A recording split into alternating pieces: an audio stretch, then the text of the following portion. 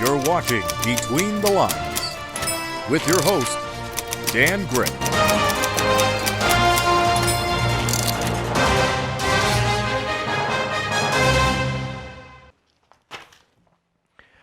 Welcome to Between the Lines. Today is Bellette's Talk Day. And in light of that, we are going to go commercial free for the whole show. We start today with Marissa Dinner. Marissa is a recovering addict and an organizer of a grassroots organization. Thanks for joining me. I'm with Marissa Dinner. She is a recovered addict who fights with mental health on a regular basis, just kind of a bit like somebody else we know. How are you this morning? I'm really, really good. I just want to kind of correct you because I don't consider myself recovered. Okay. I am a person in recovery, and I feel like my journey will be lifelong. So I try really, really hard to just be grateful for today. Today, I haven't had a drink and I haven't used hard drugs, so I'm a happy person. And you're staying safe in the process, which is even better. Yes. So let's talk a little bit about mental health and addiction and kind of going to that. I know you've started a little group here, and why don't you mention a little bit about that? So there are services lacking in our community, especially for people in recovery. Over the last year, we've had so many people in recovery die after going back out and using that. It's kind of forced me to take a look at my education and where I can help. So we've started a safe space. We offer harm reduction services because we are community funded. We're still very, very grassroots and very small, but we're looking for more help. Currently, we are doing outreach in the community, and it has been so wonderful just to hear the stories about people that have had a renewed faith in recovery. Because especially during COVID, you don't hear about people that have stayed sober, that are getting sober, or even trying to reduce the amount of use that they're using, or different solutions around town that have been augmented to help. And if you could say one thing to somebody who's either in recovery or struggling still with being addicted, what would that be? Ask for help, honestly. If you need help of any sort, there is resources out there. It may be that you don't know what those resources are, and that's what we really strive to support in our community, is everyone helping each other, because there is no one outreach program. There is no one perfect service. There is no one perfect person. And if we all work together, there can be a circle of care that can really help a person in recovery. You need a full circle. You need a family. You need a community. And that's what you get in Sault Ste. Marie. If you're not from here and you want to get into recovery, this is the place to go. You're going to find more AA meetings here. You're going to find more NA meetings here. And you're going to find the people that have long-term sobriety. And sobriety for some people doesn't mean abstinence. Sobriety for some people can mean methadone. It can mean Suboxone.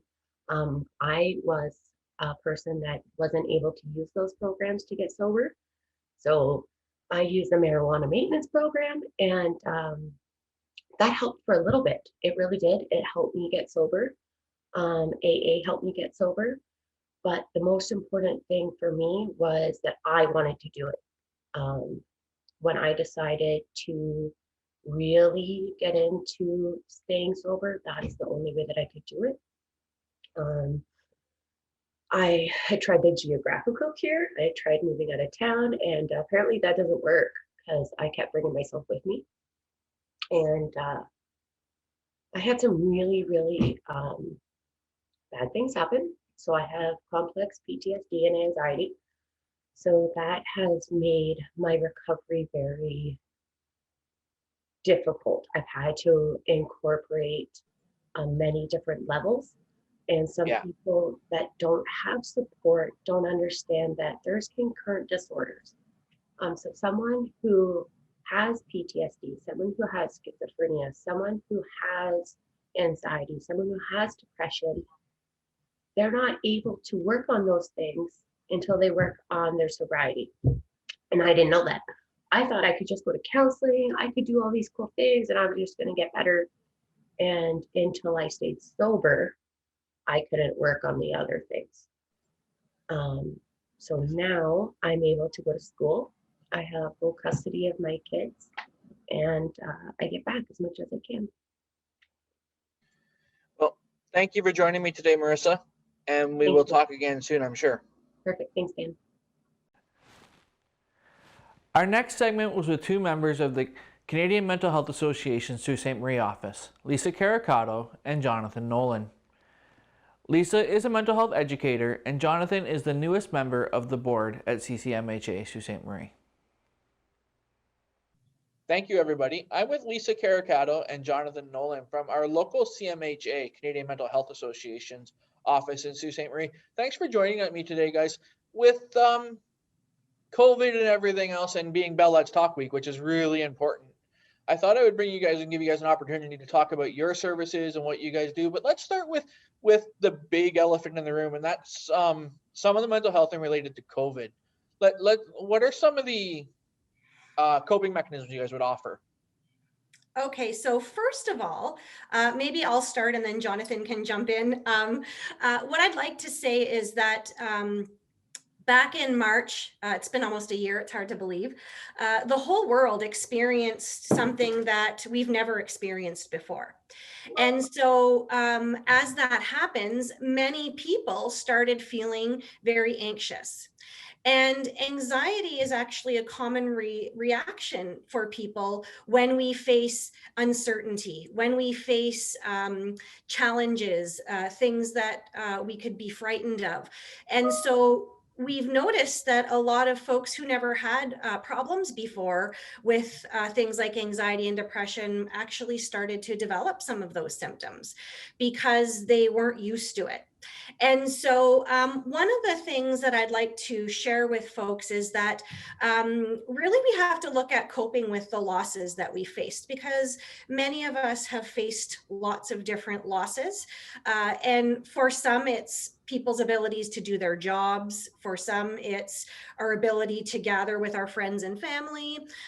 For some, it's just going out and doing a regular outing. We've lost those things.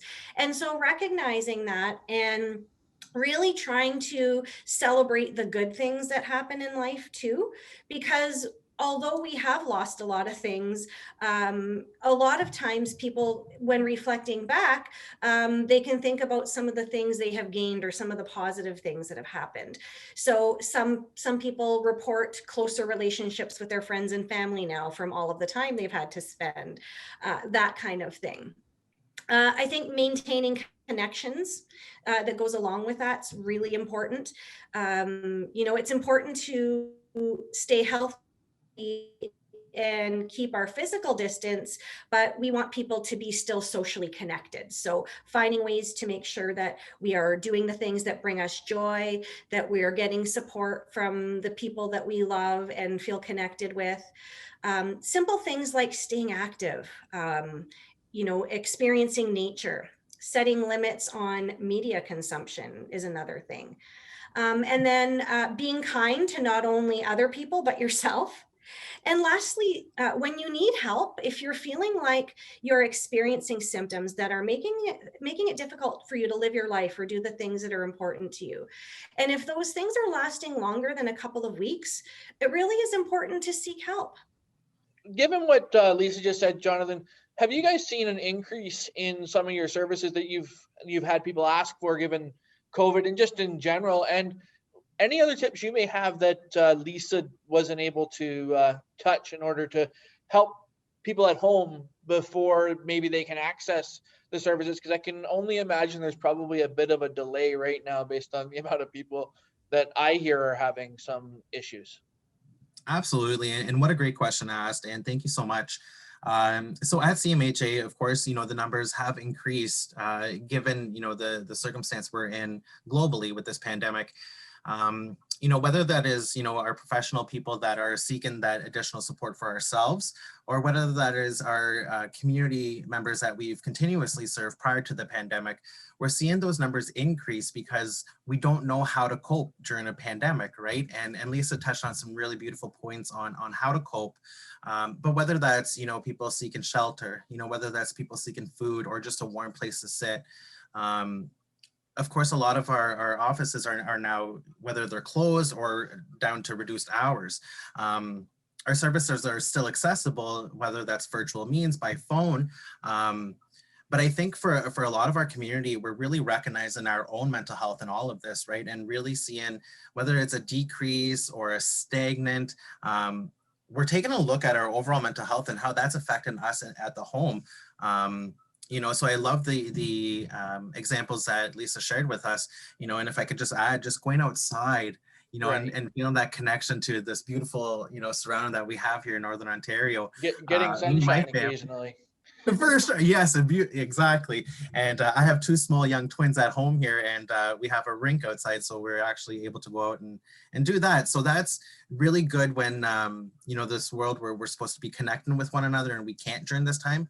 We really found that connection thrive within our family. So that's a blessing in all of this. Yeah.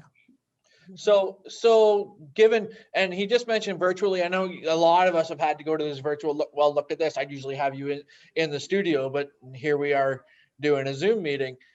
Are you finding that it's harder, or some of your clinicians finding it's harder to connect with the individuals that maybe previous to this would come into your office from a just a clinician's point of view of helping give them what they're looking for? Yeah, so I'll answer a little bit of that, and then maybe Jonathan can fill in. So we have remained open through the pandemic.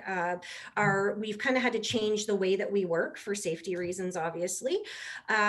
So most of our clinicians are booking appointments by phone, by video. But we do have people who are at our agency who are there during office hours, so that if folks who don't have telephones, for example, or don't have internet access, there is staff there that can provide some help and support.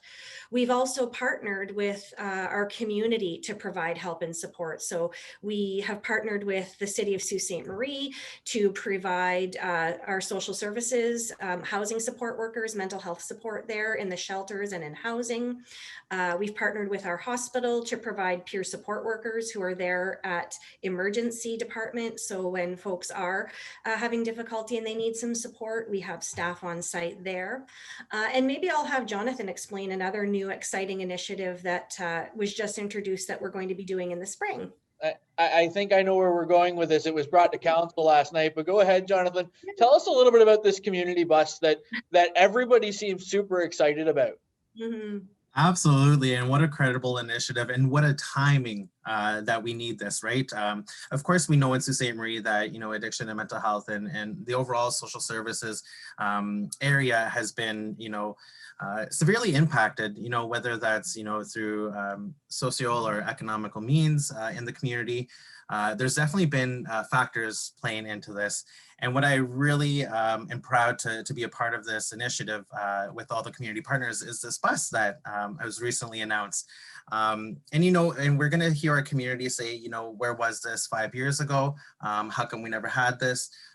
Great questions. And I think, the people at those levels heard those questions being asked, and that's what we're seeing today being delivered in the next coming weeks. Is this bus to serve the direct needs in our community and the population that we serve, and we're going to go into those high traffic areas to make sure that those needs are being met. And I think this is an absolute need in our community, and I'm very happy to see this come to fruition. So I encourage all of our community in Sault Ste. Marie to go check it out, ask questions, and refer some of our family members that may need that additional support. If they're not comfortable doing a virtual therapy session or counseling session, and want that face-to-face direct time, I encourage them to check this initiative out as well. The line I liked from last night's meeting, and I don't know how many of you were there, if you were paying attention, but we're going from a reactive type of situation to Mhm. hopefully a proactive type of situation in bringing this mobility care center. And when I'm down and I talk to a lot of the people that are in the low income and high traffic areas, that they are the disadvantaged, and they've wanted something kind of like this for a while, and I think they realize this isn't just, and the mayor said it great, this isn't the end of the stuff we're bringing to them as a city or as CMHA or as a bunch of alliance of things, but it's the beginning of something, and we need some more help. And I think you guys would probably agree when I say we do need the help from the provincial government and from the other levels of government in order to get more of what's needed here. We do, Absolutely. and as a community, I think over the past few years, all of our agencies have done a great job of coming together to provide help and support where it's needed. We have a mental health and addictions roundtable where they get together and they recognize gaps in services, and then we kind of partner together with everyone on all of our shoestring budgets to provide help and support where there's a need. And a great example of that would be, we started off with our walk-in counseling program. That's not funded. That's just a whole bunch of agencies that join together to recognize people need help when they need it. And so this bus is another great example of our community coming together, recognizing a need, and then really trying to work towards supporting that. And in any kind of health field, whether it's mental health, physical health, it's a lot cheaper to prevent things, right? That prevention focus rather than reacting, right? So we're really hopeful that this will provide a lot of help and support to people to prevent a lot of those things from progressing and becoming worse. Thank you everybody for joining me today. I fully intend to, and one of the things about our programming here is we want to keep focusing on things in the community. So I will be in touch with both of you again, and maybe do a monthly meeting with one or both of you with different initiatives and different tips and stuff. So thanks again for joining me, and we'll be right back. Our final interview is with Frank Kempf and Brett Kingswell. Frank found his brother deceased in his home in 2019. During the process of grieving, him and his wife came to write a song, The Questions Burn. Brett Kingswell was helpful and recorded the song. At the end of the interview, we will air the song in its entirety. Good afternoon, gentlemen. Thank you for joining me. We're into Bell Let's Talk Week, and I understand that you guys were involved in a song called The Questions Burn. It's going to air here at the end of the interview. How did the song come about together, or how did the song come together, guys? So my name's Frank Kempf. I actually live in Tillsonburg. It's out in southern Ontario, and I'm a police officer with the Ontario Provincial Police out of the Oxford Detachment. So tragically in 2019, my brother took his life by suicide. I was the person that actually found him after that had taken place. And it was, to say the least, it was quite shocking on my part. I've been through lots of deaths in the past at work. And sort of a different experience for me. After that happened, my wife and we spoke about it, trying to get some resolution to it. There was a lot of questions that we weren't able to understand what happened. And so, after, I mean, it just kind of, we just kept speaking about it, and Paula was doing a coping letter, I guess you call it, just to help us with going through it. And while writing the letter, we were just looking at it and said, this is turning out to be, looks like it could be a song. And so that's how that began. And then we thought, we've had a lot of work with community work, with volunteering in town here, and with musical, bringing artists to town. And Paula has some friends in the music industry. And so we decided that, to actually, go that route. And we both decided that we'd heard Brett sing in the past, and we thought that his voice, Brett Kingswell, that his voice would suit, the lyrics of the song and what we wanted to project. And Brett, with that, I'm guessing you jumped on board instantly. Yeah, Paula called me, almost out of the blue with regards to the project, explained the story, the situation. Obviously, it was heartbreaking. And she told me their idea. She read me the lyrics, and I was instantly connected to them. And she asked me if I would be interested in being a part of the project and helping bring the story to life through song. And I was, obviously I was honored to be asked, and thrilled to be part of a project that was something, a little bit bigger and more important. So we got right to work, and we got those lyrics just rolled right off Paula's tongue and into my head, and we just instantly kind of came up with the song and the melody, and that's where things began. And I see that it's up for some voting, and I'm a little behind on what that is. What's the voting it's up for right now? Either There's the Canadian Country Music, or the Indie Countdown, that it's up for voting right now. So yeah, lots of people are getting online helping us with that out. And yeah, I mean, we put it out there in November, and we've had some incredible feedback. People reaching out to us saying how much they've connected with the song, with the lyrics, with the story, how much it's helped them in their processes in their life, if they've lost a loved one or anything like that. So it's the message that we've tried to deliver so far has been really successful, and we just want to keep spreading that message of really to encourage the conversation of suicide awareness. And Frank, we're gonna leave this with you. What's the last words you want? If you could tell anybody about this song or about questions that burn after a situation like this, what would it be?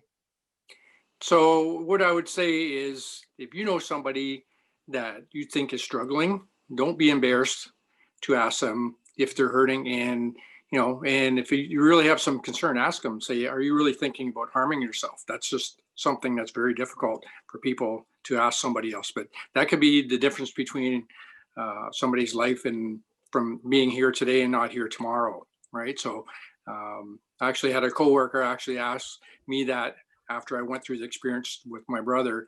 I had a concern for me, and I said to her after, I said, thank you. I said, because you're the only person that's asked me that question.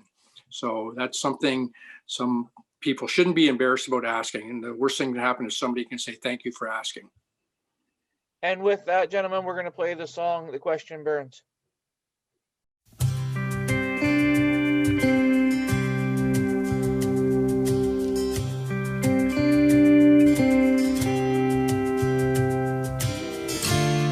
Reflections in my mind,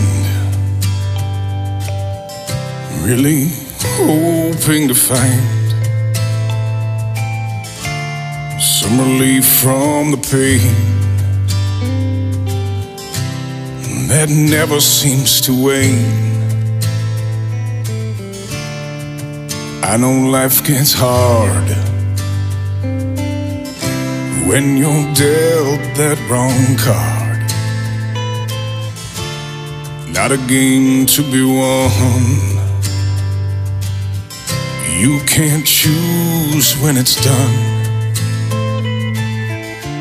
How do I let go? Why you? Why now? Did you not know I'd have helped you fight? What gave you the right? I can't change how I feel. Can this even be real? As the questions burn, as the questions burn.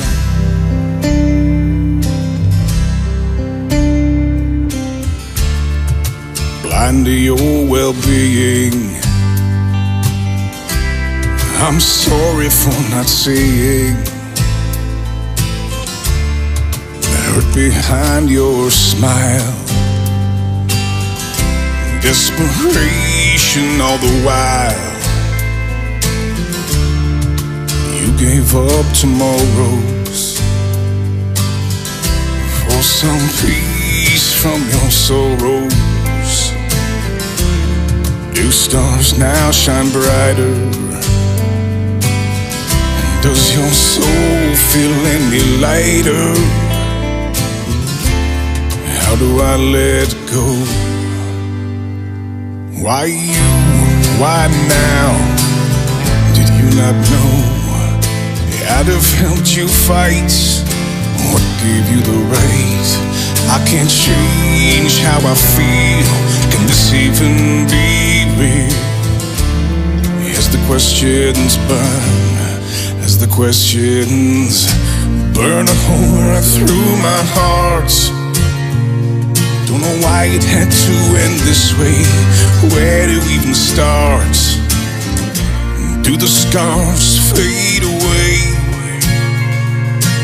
Unspoken words still aching to be heard. Please stay.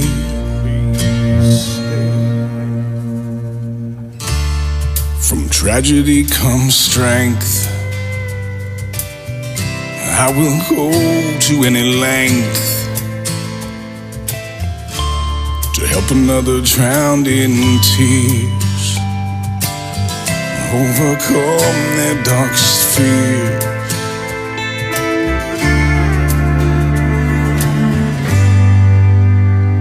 Why you?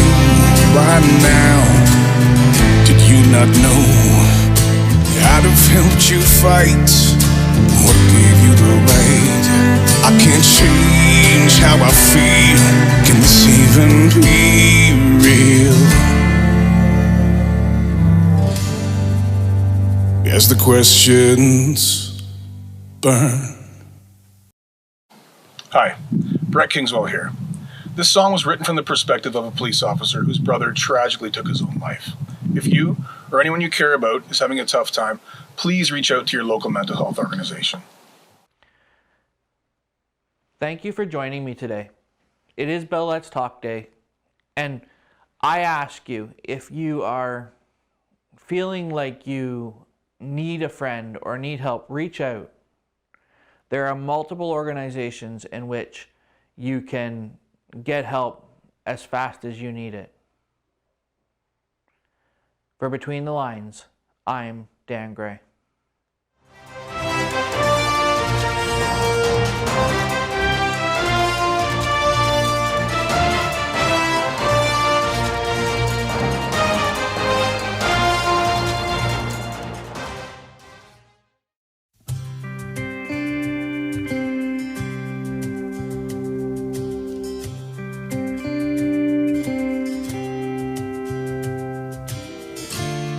Reflections in my mind,